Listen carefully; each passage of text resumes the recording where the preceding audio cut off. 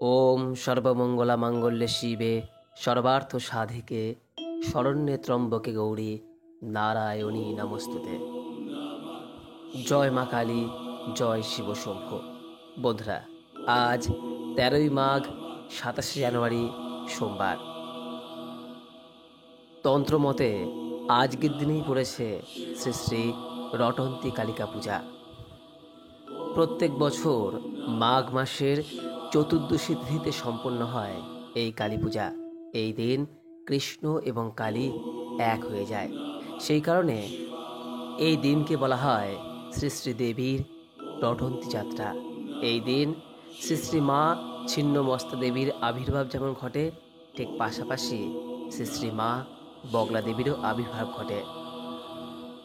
বছরের অন্যান্য কালী পূজা অমাবস্যা তিথিতে সম্পন্ন হলেও এই কালী পূজা মূলত চতুর্দশী তিথিতে সম্পন্ন হয়। আর এই চতুর্দশী তিথি পড়েছে আজ রাত্রি 7:44 থেকে, যা থাকছে আগামীকাল মঙ্গলবার রাত্রি 7:31 পর্যন্ত।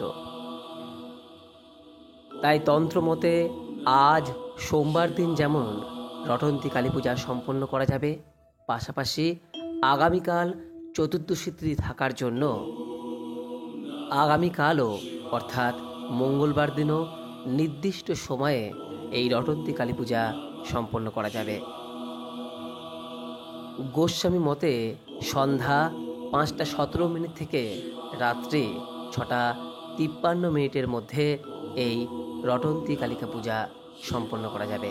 তাই বন্ধুরা, আপনি যদি এই চতুর্দশী তিথিতে মায়ের উদ্দেশ্যে পূজা দিতে চান, তার আরাধনা করতে চান, তাহলে আজ সোমবার যেমন সম্পন্ন করতে পারবেন, আগামীকাল মঙ্গলবারও সম্পন্ন করতে পারবেন। বন্ধুরা, এই রটন্তী কালী পূজায় কীভাবে মায়ের উদ্দেশ্যে পূজা নিবেদন করতে হয়, তার আরাধনা করতে হয়, এইবার সেই প্রসঙ্গে আপনাদের সামনে ব্যক্ত করব। খুবই সহজ সরল ঘরোয়াভাবে আপনি মায়ের উদ্দেশ্যে পূজা ও প্রার্থনা নিবেদন করতে পারেন। বন্ধুরা, যদি মায়ের উদ্দেশ্যে আপনি পূজা দিতে চান, মায়ের কাছে প্রদীপ নিবেদন করতে চান, তাহলে যেই দিন মায়ের পূজা সম্পন্ন করবেন সেই দিন অবশ্যই কিন্তু সবার প্রথমে সংকল্প গ্রহণ করবেন। অর্থাৎ ঘুম থেকে ওঠার পর বিছানায় বসেই মায়ের উদ্দেশ্যে বলবেন, মা, আজ আমি তোমার পূজায় নিজেকে নিয়োজিত করছি। আমার মধ্যে সেই দৃঢ়তা দাও, সেই ধৈর্য দাও, যাতে তোমার পূজা খুব ভালোভাবে সম্পন্ন করতে পারে। বন্ধুরা, মায়ের উদ্দেশ্যে এই আরাধনা আপনি নির্জলা উপবাস রেখেও রাখতে পারেন, অথবা ফলাহার গ্রহণ করেও করতে পারেন। আর যদি আপনি মায়ের পূজা সম্পন্ন না করে কেবলমাত্র মায়ের উদ্দেশ্যে দীপ দান করতে চান, তাহলে সেক্ষেত্রে আপনি এই দিন নিরামিষ আহার গ্রহণ করেও এই ক্রিয়াটি সম্পন্ন করতে পারেন। বন্ধুরা, পূজার দিন ঘুম থেকে ওঠার পর সকাল সকাল স্নান পর্ব সেরে নিন। তারপর মায়ের পূজার জন্য প্রয়োজনীয় দ্রব্য সামগ্রী সংগ্রহ করুন। মায়ের পূজার জন্য কোনো সাংসারিক ব্যক্তির খুবই সামান্য দ্রব্যের প্রয়োজন পড়ে, যা যে কেউ সংগ্রহ করতে পারেন। মা কালীর পূজার জন্য যে সমস্ত সামগ্রীর প্রয়োজন, তার মধ্যে সবথেকে গুরুত্বপূর্ণ উপকরণটি হলো একটি লাল টকটকে জবা ফুল। আপনি যদি মহিলা হন, এই জবা ফুলের সঙ্গে আপনি সংগ্রহ করুন একটি সিঁদুরের কৌটো, এবং তার সঙ্গে সংগ্রহ করুন, মহিলা পুরুষ সকলের উদ্দেশ্যে বলছি, তা হলো একটি লাল ফল, টকটকে লাল ফল, এবং তারই সঙ্গে একটি মাটির প্রদীপ বা একটি মোমবাতি এবং একটি ধূপকাঠি সংগ্রহ করে রাখুন। এর কারণ প্রসঙ্গে বলে রাখি, মা কালীর সবথেকে পছন্দের রং হলো লাল, এবং মা কালীর সবথেকে পছন্দের ফুল হলো জবা ফুল। জবা ফুল দিয়েই মা কালীকে কিন্তু সন্তুষ্ট করা যায়। তাই মায়ের পূজা কিন্তু কখনোই সম্পন্ন হয় না যদি না পূজায় জবা ফুল আপনি নৈবেদ্য হিসেবে ব্যবহার করেন। এর সঙ্গে যদি আপনার সামর্থ্য থাকে তাহলে কিছু সন্দেশ বা মাখা আপনি মায়ের উদ্দেশ্যে নৈবেদ্য হিসেবে দিতে পারেন। আর সর্বশেষ উপকরণটি হলো একটি কাঁচা টাকা, অর্থাৎ সেটি 1 টাকা, 2 টাকা, 5 টাকা বা 10 টাকার কয়েন হতে পারে। এই কালী পুজোর পবিত্র দিনে এই সমস্ত কিছু সংগ্রহ করার পাশাপাশি আপনি মনে মনে এই সময় কৃষ্ণ মন্ত্র জপ করতে পারেন, অথবা আপনি ওম নমঃ শিবায় মনে মনেও বারবার বলতে পারেন। এরপর যখন মায়ের পূজা আরম্ভ হবে সেই সময় অবশ্যই উপস্থিত থাকুন এবং আপনার যে নৈবেদ্য সামগ্রী সমস্ত কিছু মাকে অর্পণ করুন এবং মায়ের পায়ে যে সিঁদুর কৌটো এবং যে জবা ফুল মায়ের সবথেকে পছন্দ তা নিবেদন করুন। এরপর মায়ের সামনে প্রদীপ প্রজ্বলন এবং ধূপ ধুনো দেওয়ার পর মায়ের উদ্দেশ্যে এই মন্ত্রটি 108 বার জপ করুন। আর এই মন্ত্রটি হলো ওম ক্রিম কালিকায় নমঃ। আবার বলছে ওম ক্রিম কালিকায় নমঃ।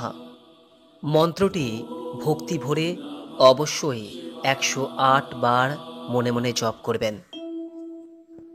মন্ত্রটি জপ করার পর মায়ের উদ্দেশ্যে এবার আপনি আপনার মনের প্রার্থনার কথা ব্যক্ত করুন। মনে রাখবেন, আপনার প্রার্থনা কখনোই যেন 3টির অধিক না হয়, কারণ মনের মধ্যে একই সঙ্গে যদি অনেক প্রার্থনা বা ইচ্ছা থাকে, বাস্তবে তা কখনোই কিন্তু পূরণ হয় না। তাই সর্বদা 3টি বা তার কম প্রার্থনা মায়ের কাছে নিবেদন করুন। আর হ্যাঁ, মায়ের কাছে প্রার্থনা করার সময় এই বিষয়টি খেয়াল রাখবেন যে আপনার চাওয়া পাওয়া যেন অন্যের কোনো ক্ষতি সাধন না করে। এরপর যে বিষয়টির কথা বলবো তা অবশ্যই মাথায় রাখবেন, কারণ মা কালীর পূজা শেষ হওয়ার পর এই বিষয়গুলি কিন্তু আপনাকে খেয়াল রাখতে হবে। আর তা হলো বেশ কিছু উপকরণ যা আপনি মাকে নিবেদন করেছেন, সেই উপকরণের কিছু অংশ অবশ্যই আপনার গৃহে নিয়ে আসুন, তাহলে মা আপনার গৃহে প্রবেশ করবে। প্রথমে যে বিষয়টির কথা বলবো তা হলো আপনি মায়ের পায়ে যে সিঁদুর নিবেদন করেছেন, অর্থাৎ যে সিঁদুরের কৌটো নিবেদন করেছেন, তা অবশ্যই আপনি মায়ের পায়ে স্পর্শ করিয়ে পরের দিন নিজের গৃহে নিয়ে আসুন। এবং বিভিন্ন পবিত্র অনুষ্ঠানে এবং পূজা অর্চনার সময় আপনি এই সিঁদুরের কৌটার সিঁদুর ব্যবহার করুন এবং অন্যকেও ব্যবহার করার সুযোগ করে দিন। বলা হয় যে মায়ের পায়ে নিবেদিত এই সিঁদুরের কৌটার সিঁদুর আপনার বিবাহিত জীবনে উদ্ভূত বা আগত সকল প্রকার সমস্যা সমাধানের গুরুত্বপূর্ণ ভূমিকা নেবে। দ্বিতীয় যে সামগ্রীর কথা বলবো তা হলো মায়ের পায়ে যে জবা ফুল নিবেদন করেছেন তা আপনি আপনার গৃহে নিয়ে আসুন। যে লাল জবা ফুল দিয়ে আপনি পুষ্পাঞ্জলি দিয়ে মায়ের পায়ে নিবেদন করেছেন সেটি নিয়ে আসুন। মায়ের পায়ে অর্পিত জবা ফুল যদি আপনার ঘরে থাকে, মায়ের আশীর্বাদ আপনার ঘরে সর্বদা বিরাজ করবে। সব দিক থেকেই আপনাদের সুখ ও সমৃদ্ধি বর্ষণ হবে। তবে সবশেষে একটি বিষয় বলবো যা সবথেকে বেশি গুরুত্বপূর্ণ, তা হলো মা কালী সবথেকে বেশি সন্তুষ্ট হন আপনার ভক্তি এবং নিষ্ঠায়। তাই ভক্তি ও নিষ্ঠা সহকারে মা কালীর আরাধনা করুন এবং আপনার যে নিয়ত অর্থাৎ মনোভাব যেন পবিত্র থাকে, এই বিষয়টি খেয়াল রাখবেন। আশা করি মায়ের কৃপা আপনার ও আপনার পরিবারের উপর সদা বর্ষিত হবে। ভিডিওটি